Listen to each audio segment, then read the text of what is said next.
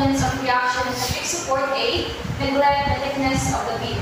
So since we have a fixed support, we will have a three reaction, which are AY. And since our forces are go downward, our AX would be going to left. And we also have a reaction of MA. So for our force 400, so we will have a X component and Y component. Therefore, this would be 400 cos 30, and this would be 400 sine 30. Yun siya pag-identify if cos ang gamiton nila or sine.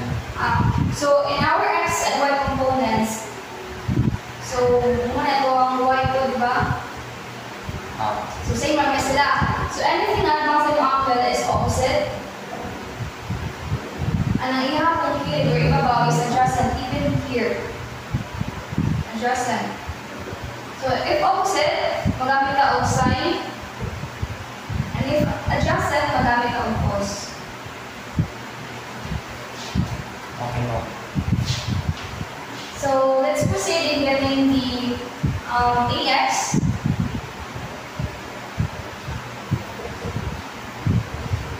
So, since our AX is going to left, we have negative plus, here our X component here is 400 cos 30.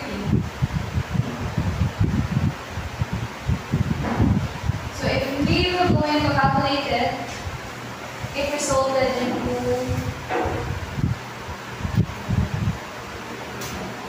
346.4.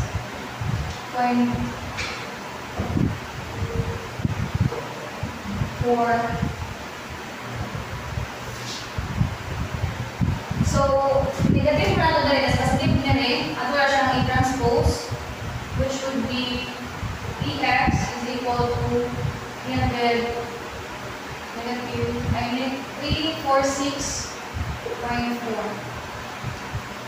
For our Fy,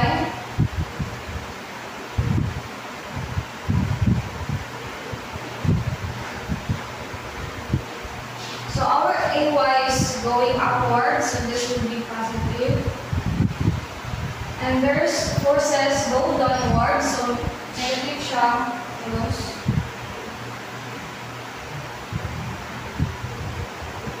We also have forces. Anong manigative ang 346.4 na naman siya sa gawas na? Ay, so positive siya, positive din siya. So, hindi siya negative, kundi positive. And we have a force here. So, why na ito pagkitaon? So, ito natin is 400 sine 30.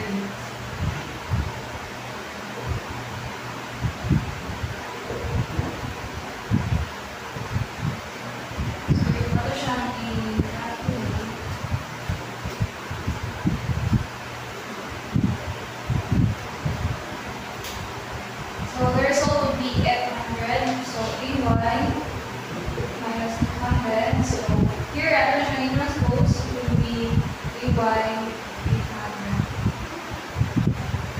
So proceed na sa pagkuha ang movement.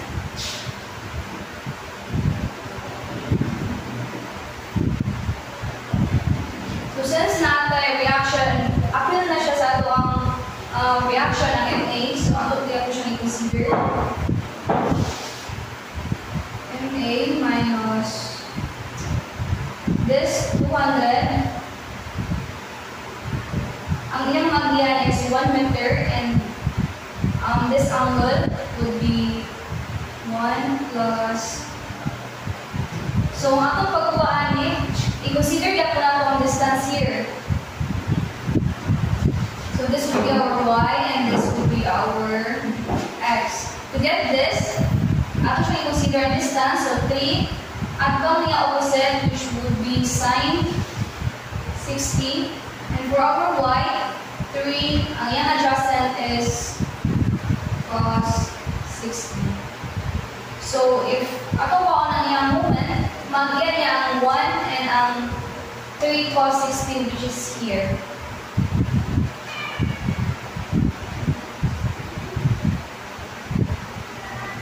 Minus, proceed ka sa 200. So, 200. 2 plus, same Japon, 3 cos 60.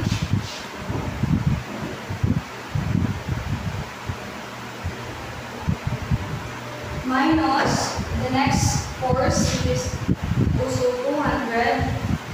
So, ito siyang i-add distances. So, 1, 2, 3, and this 3 cos 60.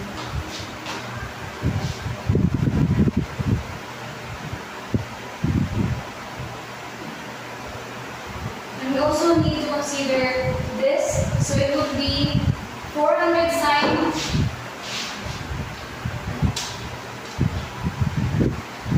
sine 30 multiplied by ang iyang magian is 3, 1 to 3, and there's also the x component.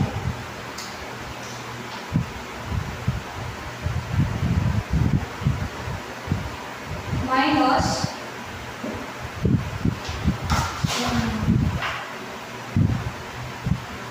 minus the x component, which is 400 cos 30 multiplied by the distance na yung magian. So, galing sine 60. Okay. Pag ito na yung tulo.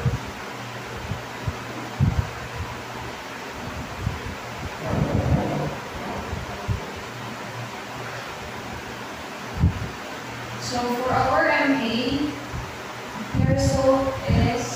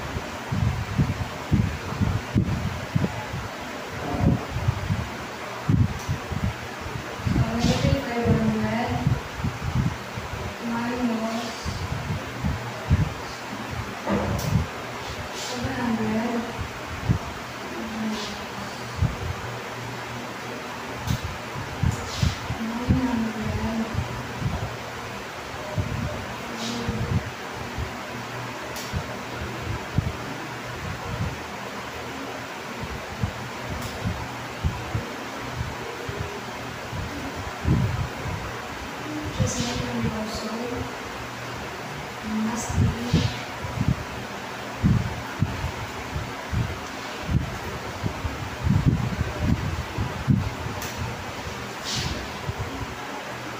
so if we're going to add all of this, the result would be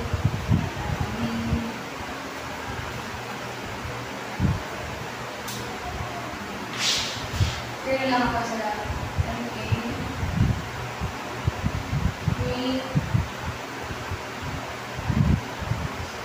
and so if ito siyang i-transpose, it will be 39 and or 3.9.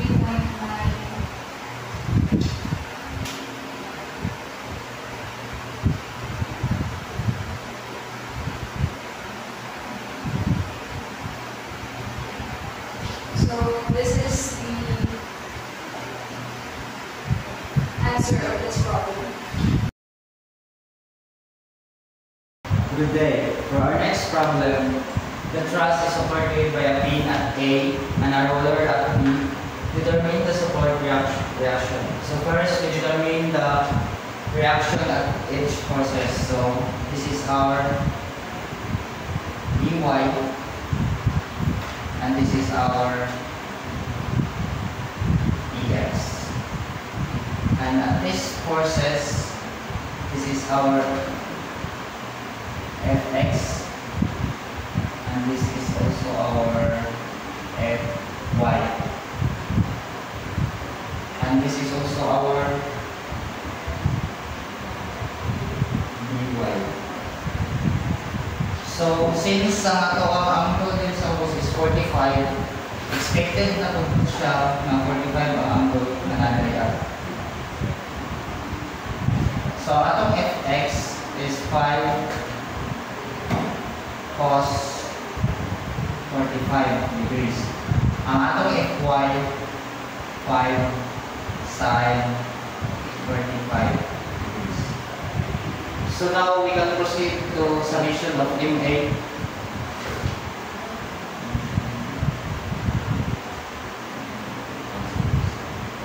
So summation of ME dy times 4 may distance plus 2 plus 6 cos 45. Anong 6 cos 45? Kung dire siya, kanina rin niya dari hindi siya triangle. Just like na 45 degrees. Yang distance dari is 4 plus Okay, distance add nga to. So yan lang siya. So 6 m. So kaya adjacent pa siya, muna nga itong gigalikan sa cos. So next is minus 10 kaya ipa-down niya forces. Kapil niya pala siya yung 6 cos 45 plus 2. So next is minus fy na forces, minus siya kaya panahon 5 sin 45 times 4 cos 45. Anong 4 na ang gamit dili 6? Same lang siya process just like nausap lang yung distance, like dire na siya sa 4, wala siya hilaw sa 2. So same process siya ni 4 lang ang nagdari. Ano naman di ang force mo? Okay. So cos itong gamit kaya adjustment siya. So minus 5 cos sa fx 5 cos 45 or sin 45 cos 0. So sin na itong gigamit na which is opposite na siya sa itong angulo. So now we can solve the dy.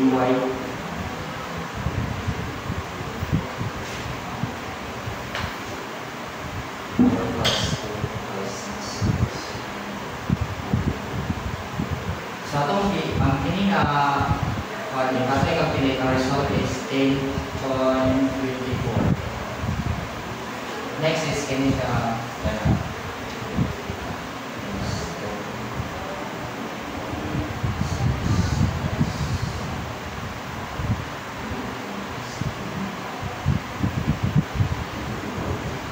negative 62.43. So next is kini kapon para sa 45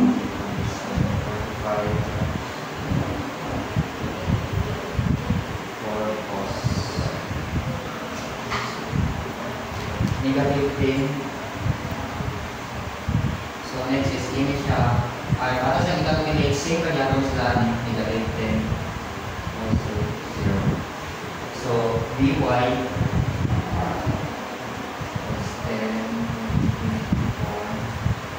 so kani siya mag-line, ano siya i-calculate?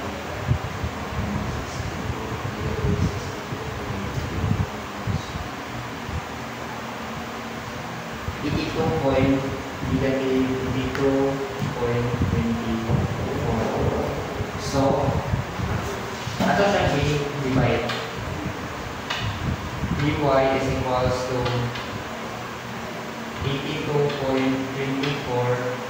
divide to 10.24. So dy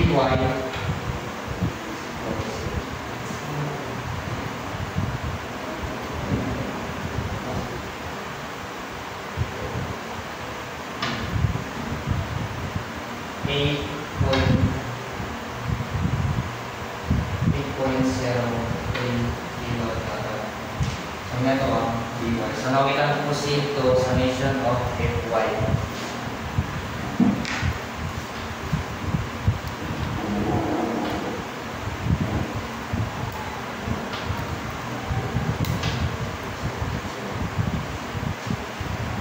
So summation of fy, pinit na forces dy minus 5 sine 45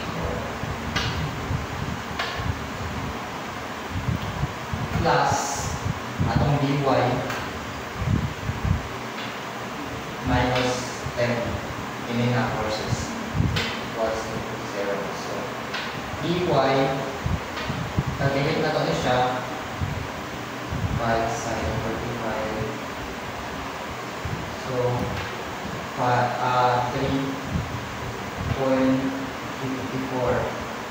plus ang atong dy na 8.70 minus 10. So atong dy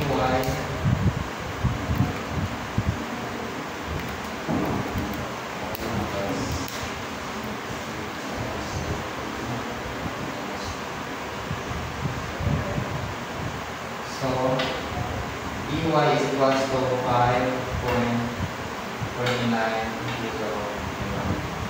So now we can proceed to summation of fx.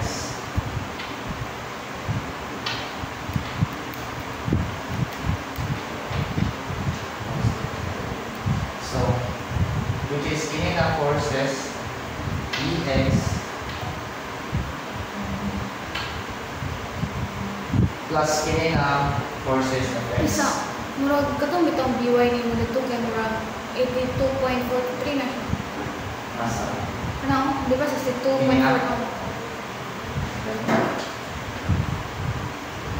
yes, so 62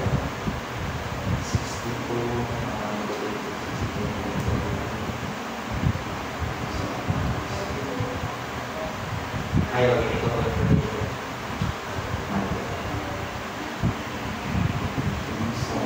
Change na po.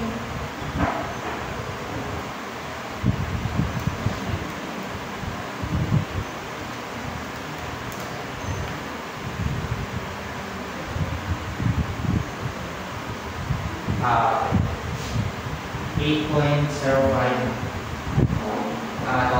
dy. So mali mo siya.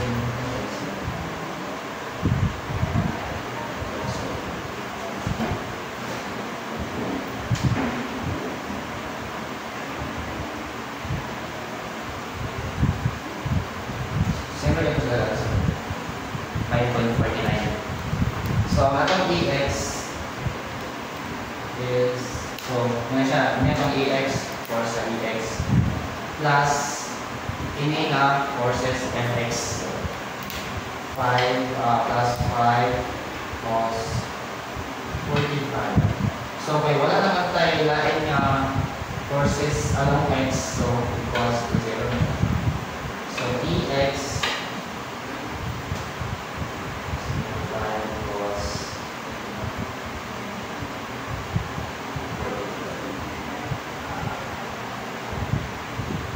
so dx plus 3.54 equals to 0. So i-transpose na to siya, dx equals negative 3.54 kilo. So nakuha na nato itong dy atong dx and also ato ang dy. That's So, all. ang kanang sa EX ba, di ba ka negative 0.54 man? So, mali ang assumption lugar. So, imbis padulong dito yung mga... So kulang siya utangan na to siya o Figure na. figure na dito ba since negative man siya, so Left na. ma-left na iya gagan sa